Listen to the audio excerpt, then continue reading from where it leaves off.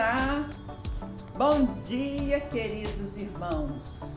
Estamos felizes de estarmos juntos mais um domingo para adorarmos o nosso amado Pai, com o nosso coração aberto, a esse Deus que é todo poderoso.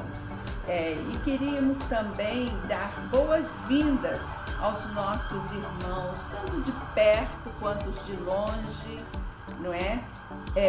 dizer que estamos felizes de saber que vocês estão juntinhos conosco, aqui na IBCN. É um prazer enorme ter vocês com a gente e vocês são muito amados nosso e do nosso Pai querido, Seja qual for a sua igreja, a sua religião, católica ou espírita, o importante é estarmos nessa alegria, nessa comunhão com o Deus Todo-Poderoso, E dizer a vocês que se porventura existe alguém às vezes tristinho ou preocupado com alguma coisa, não fica não, porque a alegria do Senhor Jesus é maravilhosa, é a nossa força.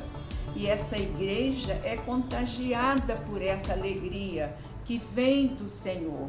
Todos os domingos estamos aqui, o nosso pastor, para abraçar vocês, esse abraço gostoso mesmo pela internet, Mas toda a igreja está pronta para abraçar os nossos irmãos e amigos que nos assistirem. Então, fica uma dica, não fica triste não, alegra teu coração, porque a alegria do Senhor é a nossa força. E que Jesus te abençoe muito, tá? Um abraço bem apertado da IBCN, do pastor Remy e de todos nós. Um grande abraço para todos.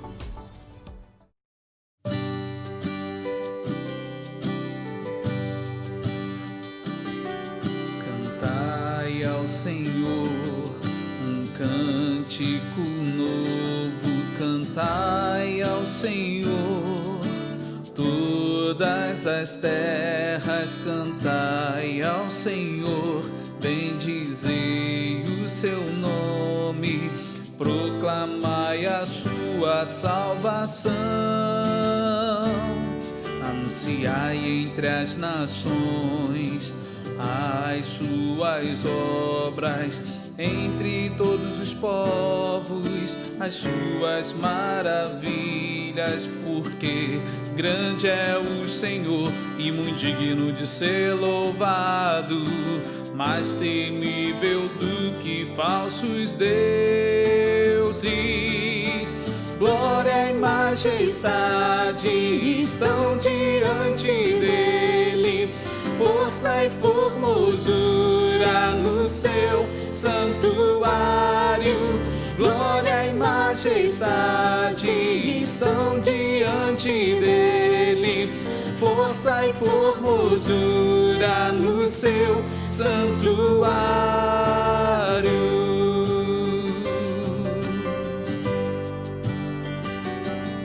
Cantai ao Senhor um cântico novo, cantai ao Senhor todas as terras, cantai ao Senhor, bendizei o seu nome, proclamai a sua salvação, anunciai entre as nações as suas obras, entre todos os povos as suas maravilhas, porque grande é o Senhor e muito digno de ser louvado, mais temível do que falsos deuses. Glória e majestade estão diante dele, força e formosura no seu santuário. Glória e majestade estão diante dele, força e formosura no seu santuário.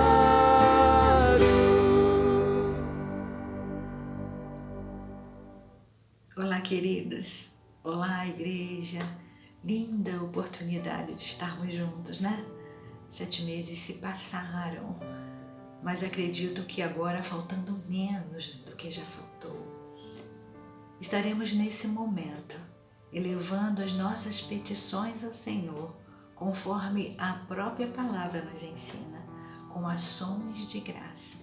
Gratos pela vida, gratos pela oportunidade, gratos por essa tecnologia que nos une, gratos pelo nosso Deus, que está presente em todos os momentos, durante todo esse desafio que nós temos enfrentado. Estaremos orando também pelas nossas igrejas, pelos nossos pastores, pela liderança, tempos difíceis de decisões, em particular pelo nosso pastor e família, pelas nossas famílias, pelos enfermos, pelos enlutados, por aqueles que perderam sua esperança, sua fé, perderam seus sonhos. Estaremos orando também pela comunidade científica, comunidade médica, médicos, enfermeiros, assistentes sociais, fisioterapeutas, porteiros, maqueiros, orando pelos pesquisadores que estão tentando em tempo recorde descobrir uma vacina para que tenhamos paz, segurança em todas as nações do nosso mundo. E orando também para aqueles que estão perdendo a sua fé, desesperançados, para que o Senhor venha trazer confiança, segurança e esperança. Oremos ao Senhor neste momento. Obrigado a Deus por esta linda oportunidade de estarmos na Tua presença. Obrigado porque as Tuas promessas têm se cumprido. Obrigado porque as Tuas misericórdias se renovam a cada manhã. E nesse momento, com gratidão no coração, queremos também Te agradecer, Senhor, por essa tecnologia que nos une, Senhor Deus, para que tantas outras pessoas possam ouvir também da Tua palavra.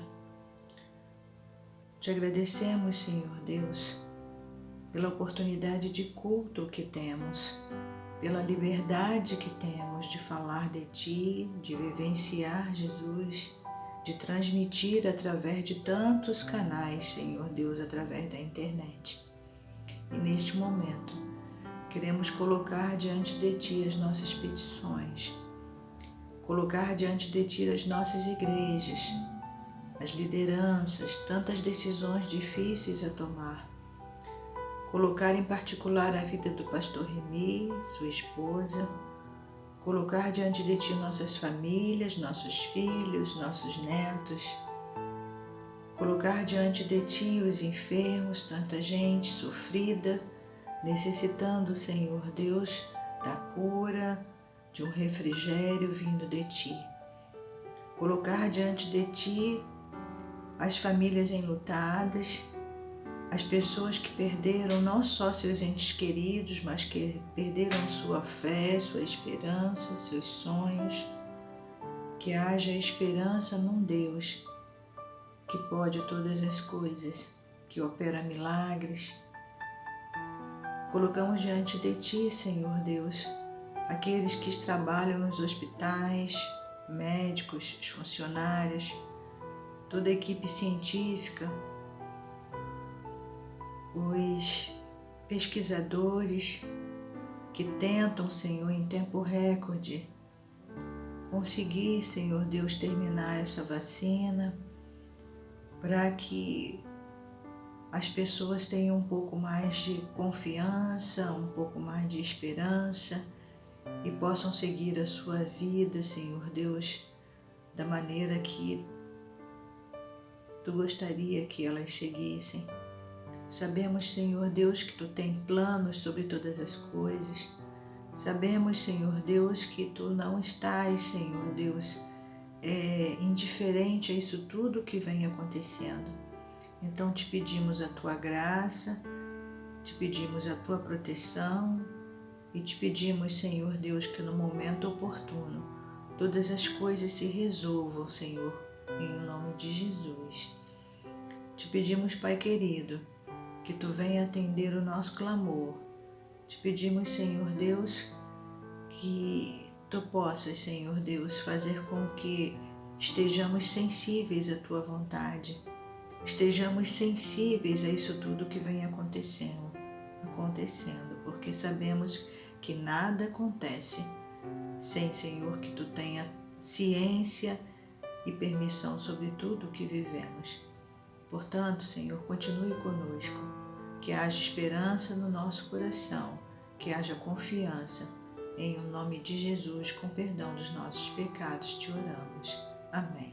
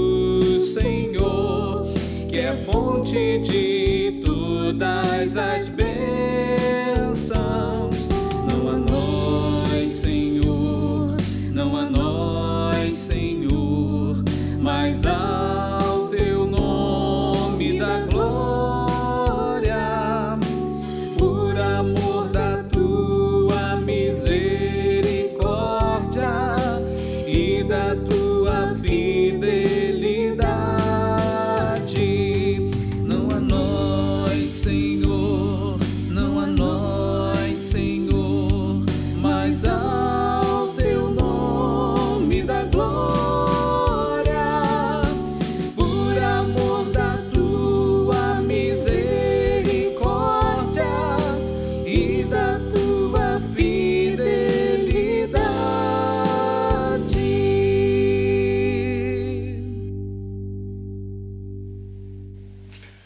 Estamos juntos mais uma vez para meditar na palavra do Senhor, na convicção de que Ele tem algo a dizer para a gente. Aliás, toda vez que a gente se depara com um texto bíblico, a gente vai com uma expectativa de que Deus tem algo a falar para a gente, algo a fomentar convicções que sedimentem as nossas ações na vida, a nos prover de esperança, a nos envolver na sua boa, agradável e perfeita vontade. Que o Espírito nos conduza, que Deus te abençoe nessa meditação, que seja um momento oportuno para a estruturação de bons caminhos na tua vida. Que Deus nos abençoe nesse momento.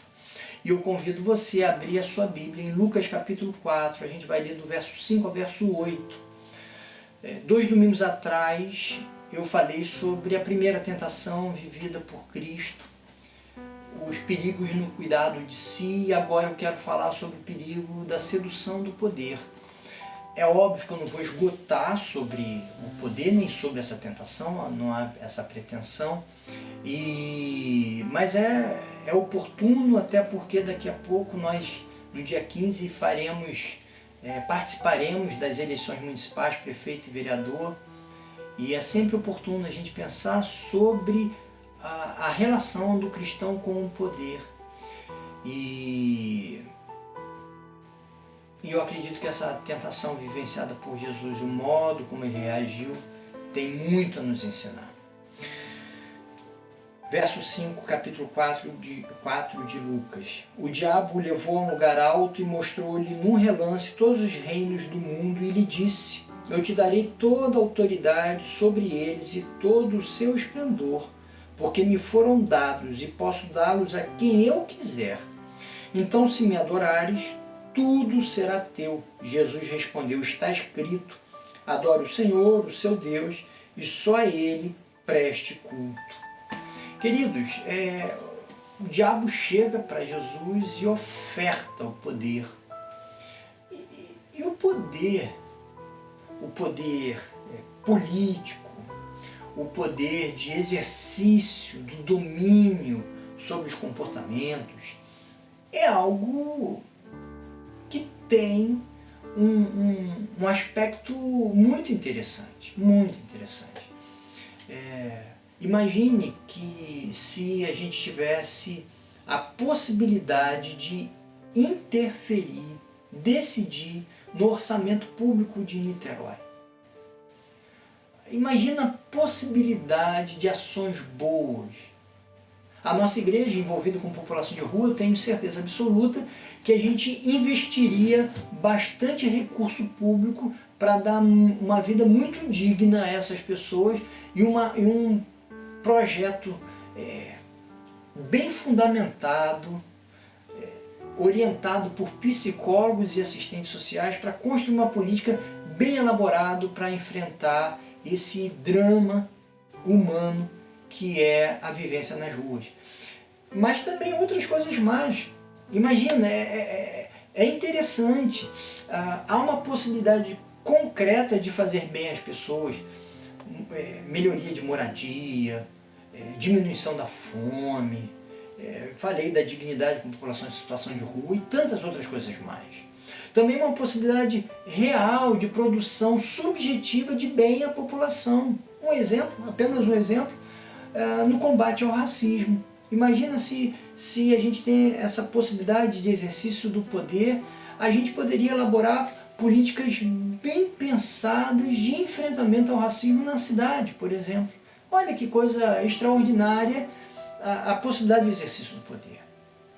E a gente precisa reconhecer que há possibilidades e há uma ação positiva nisso. Mas é importante fazer uma ressalva. Toda vez que a igreja buscou exercer o poder, ela fez besteira. Na verdade, ela se corrompeu no processo. A igreja, isso precisa ficar muito claro, a igreja, ela não se envolve com o governo. Ela não apoia o governo. A igreja, ela não tem e nem apoia candidatos. O indivíduo que faz parte da igreja, sim, apoia, participa do governo, pode até ser um vereador eleito, um prefeito e outros cargos eletivos mais, mas a igreja não tem candidato, não apoia. O que a igreja pode fazer é apoiar ou não, né, políticas públicas. Então ela pode falar assim, poxa, que política boa, vou apoiar, vou dar meu apoio, vou participar, vou me envolver em determinada política pública. Por exemplo, eu já falei sobre população em situação de rua.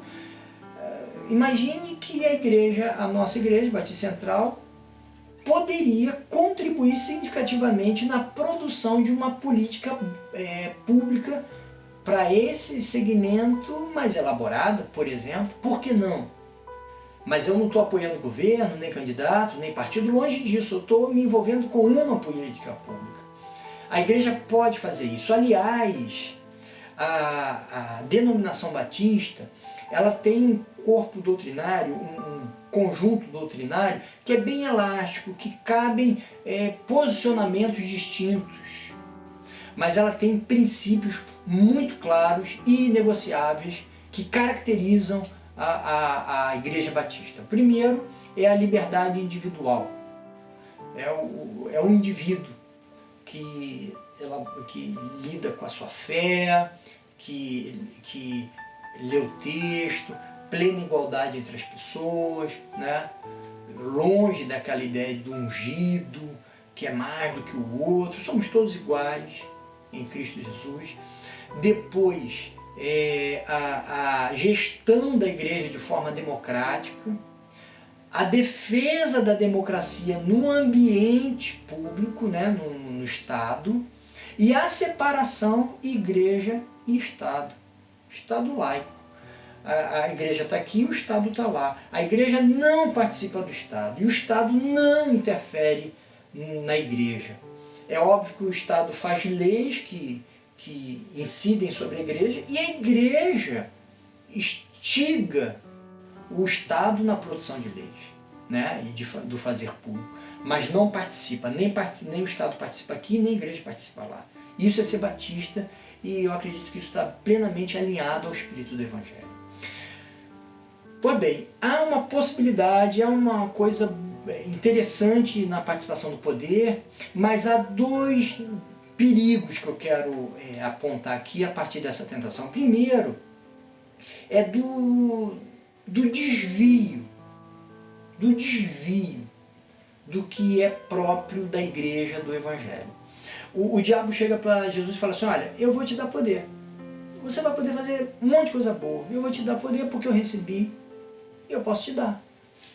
É óbvio que essa fala do diabo para Jesus é totalmente desconectada. Porque se o diabo tem esse poder é porque foi dado por Deus. E se foi dado por Deus, Jesus não precisa do diabo para receber. É óbvio.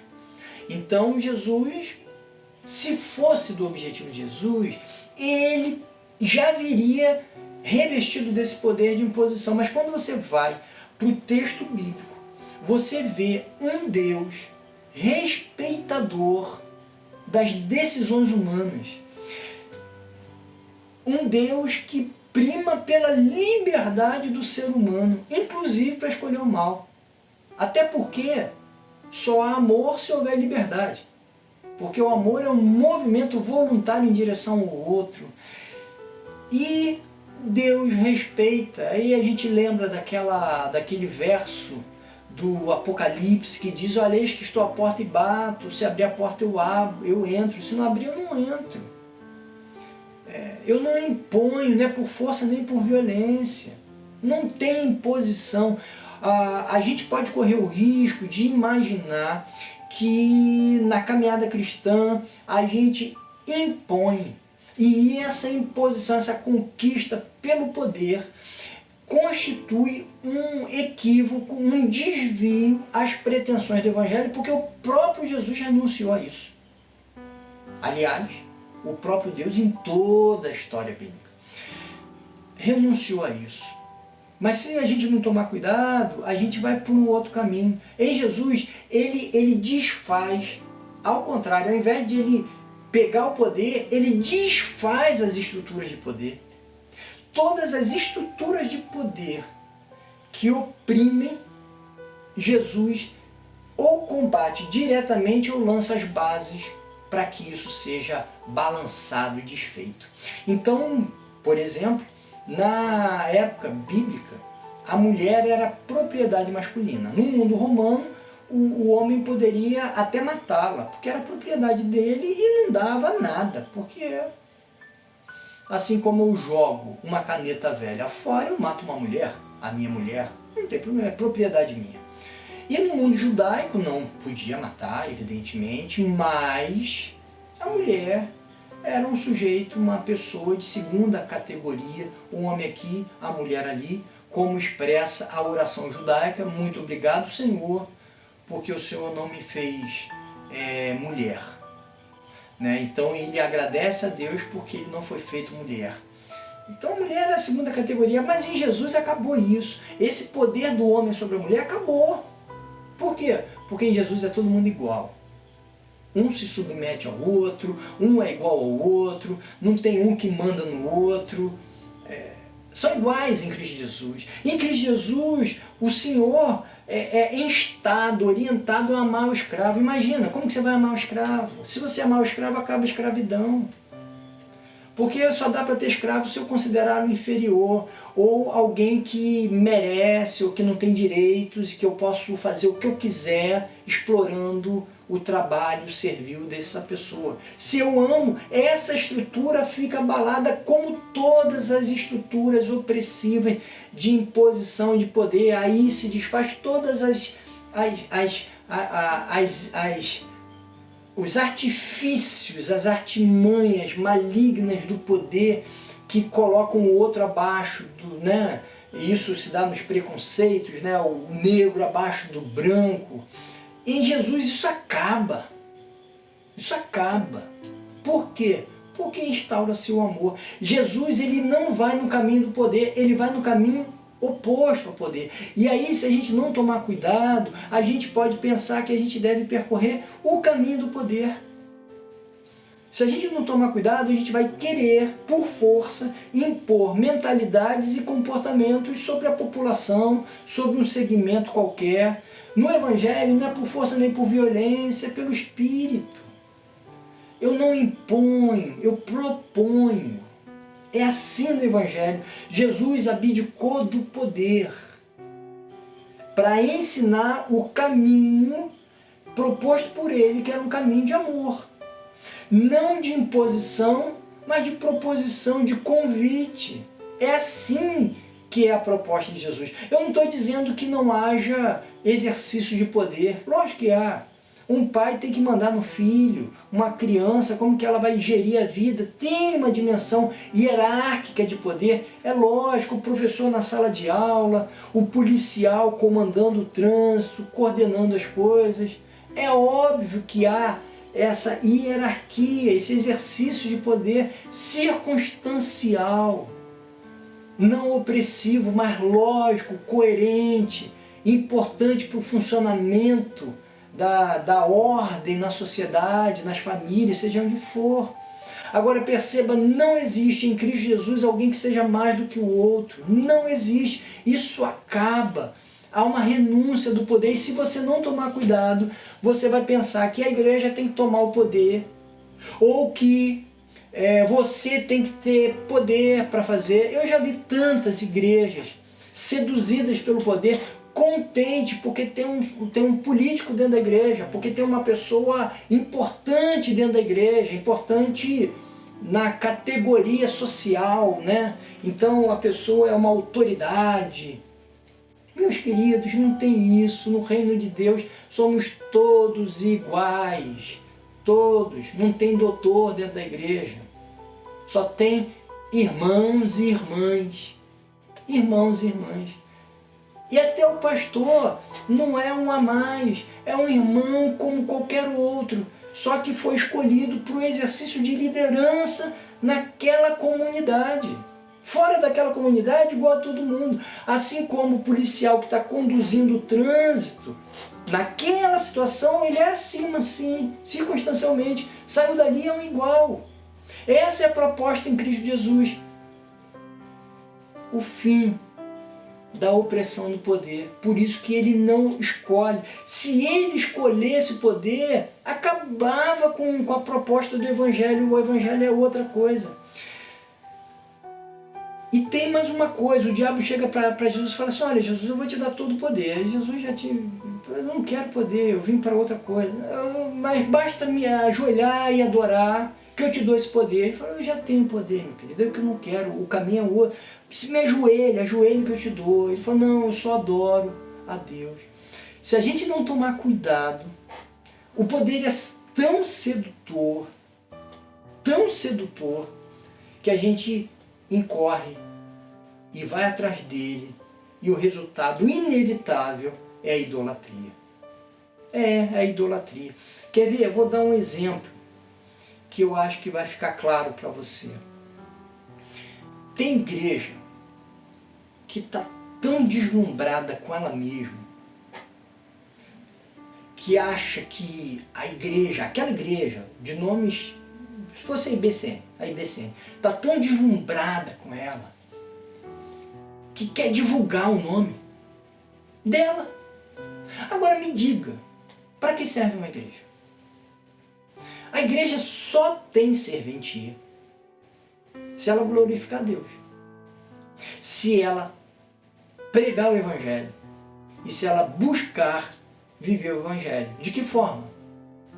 Ajudando pessoas.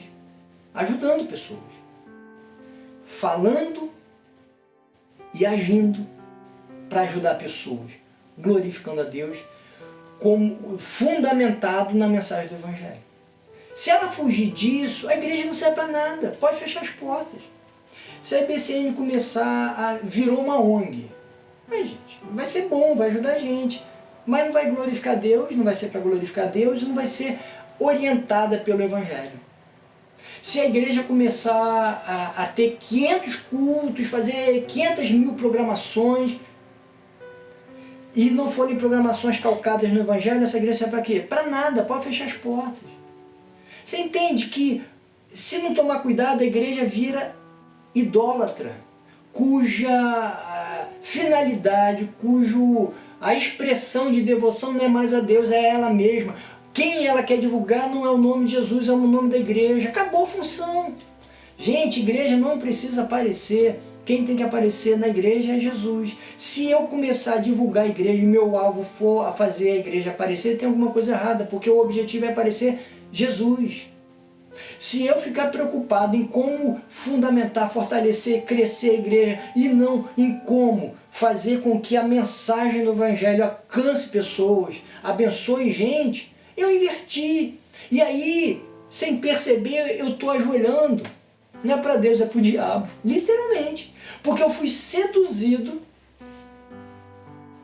pela força do poder, que é sedutor. E aí eu vou pensar, minha igreja é forte. Que minha igreja é forte? A igreja do Senhor. Que igreja forte? O que importa é o nome do Senhor ser glorificado. É óbvio que se uma igreja começar a fazer bons trabalhos, ela pode vir a crescer. E é interessante que cresça mesmo. Mas ela não pode se perder. Não é ela, é Jesus. E aí, se a gente não tomar cuidado pela sedução do poder, eu dei esse exemplo, mas a gente pode pensar, puxa vida, imagina se a gente tivesse um prefeito evangélico em Niterói, que coisa maravilhosa. Não sei se é maravilhoso não, pode ser horroroso. Porque se esse sujeito evangélico não for preparado, ele vai fazer besteira. Eu, quando vou fazer uma cirurgia, eu já fiz cirurgia, eu não perguntei qual era a fé do médico. Eu pedi indicação para perguntar quem é um médico que opera bem. Eu não perguntei qual é a fé do médico. Assim como eu não pergunto qual é a fé do candidato. Eu pergunto se esse sujeito sabe o que está propondo, já tem experiência, sabe como que um Estado funciona. É isso. Óbvio, se é honesto, né? Enfim. Mas perceba. E aí, se a gente não tomar cuidado, a gente vai querer o quê? É o poder na mão. A gente não quer o poder na mão. Aliás, a gente não quer o poder. Aliás, eu quero que o poder esteja sempre com Deus e Ele conduza a minha vida. Se um dia eu vier exercer poder, que seja para glorificar a Deus, não para me favorecer. Se a igreja alguma vez ganhar influência pública, que não seja para se favorecer, mas para honrar Jesus. E que haja com coerência. Então, só para pensar um exemplo banal, que eu tenho certeza absoluta que esse exemplo você nunca apoiaria. Mas imagine que a gente ganhe força política, a igreja como um todo, e chegue em Niterói e fale assim, acabou a restrição do barulho para as igrejas. Imagina a tormenta que é morar do lado de uma igreja barulhenta, é uma tormenta. Tem que ter restrição mesmo. É óbvio que não pode ser de rigores excessivos, mas tem que ter regulamentação para o bem-estar público.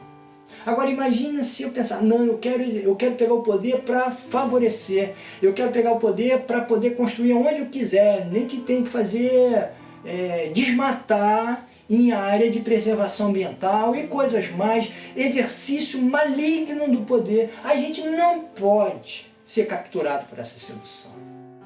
O que eu quero dizer para você e para mim é que a gente precisa aprender com Jesus que a gente não busca impor. Eu quero dizer para você, marido, esposa, e eu espero em nome de Jesus que não seja o poder que regule as suas relações, mas seja o amor, o desejar bem um para o outro. Que não seja o poder, a busca da sua vida para mostrar que você é forte, capaz, seja isso, aquilo.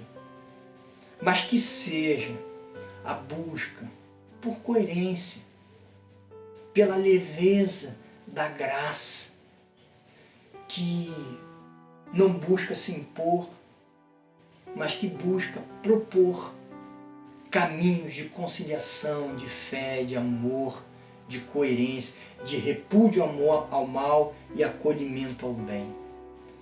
Mas a gente propõe, a gente age, a gente não impõe.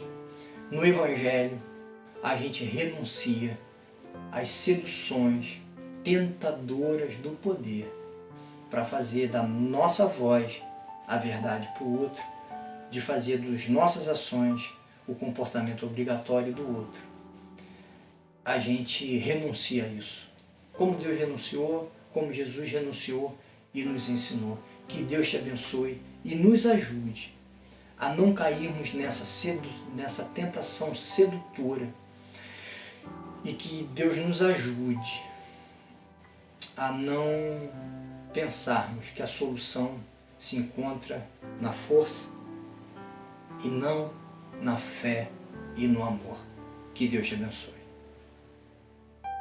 Agora vamos orar agradecendo por mais um culto.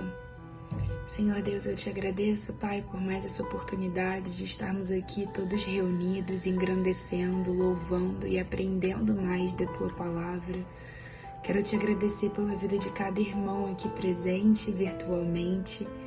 Que o Senhor, ó Deus, possa estar com a nossa família, com as pessoas enlutadas pelo Covid, com as pessoas que sofrem com o Covid nos hospitais. Que o Senhor possa estar abençoando essas pessoas, cuidando delas.